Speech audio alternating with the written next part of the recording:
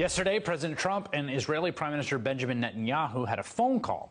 And according to the White House readout that they put out afterwards, apparently the two did not talk about what was probably the most important thing for them to talk about.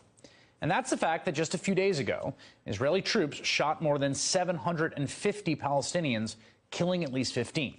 Yes, that is the correct number. More than 750 Palestinians shot, at least 15 dead. Now, this happened at a large protest along the Gaza border on Friday, where as many as 30,000 people gathered to begin what was planned as a 6-week sit-in protesting Israel's blockade of Gaza and supporting Palestinians' so-called right of return to Israel, a right that, I should note, the Israeli government says doesn't exist, and if enforced would spell the end of the Jewish state. Now, defenders of the Israeli military's actions will point out the protest was endorsed by Hamas, which rules Gaza in a thuggish and anti-democratic manner, and which uses violence and terror in its campaign against Israel. They will also note that at this particular protest, there were some protesters who threw rocks, Molotov cocktails, and rolled burning tires at the border fence.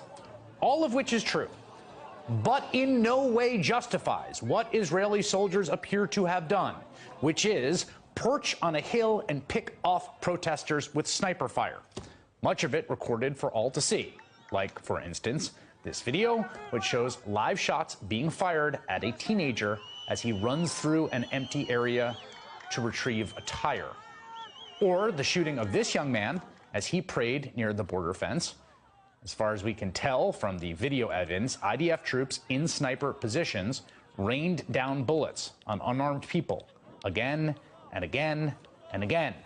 And not only did the President of the United States react by saying nothing, not only have the vast majority of members of Congress, Democrat and Republican, been entirely silent about this frankly unconscionable use of force, the U.S. blocked a UN Security Council statement calling for an investigation of what happened.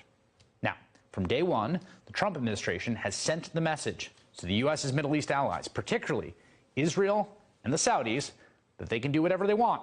There will be no raps on the knuckles, as there might have been in days of yore, no more tisk-tisking about restraint. And our allies are taking that directive and running with it. And that video of teenagers being shot in an open field, that's what it looks like when they do.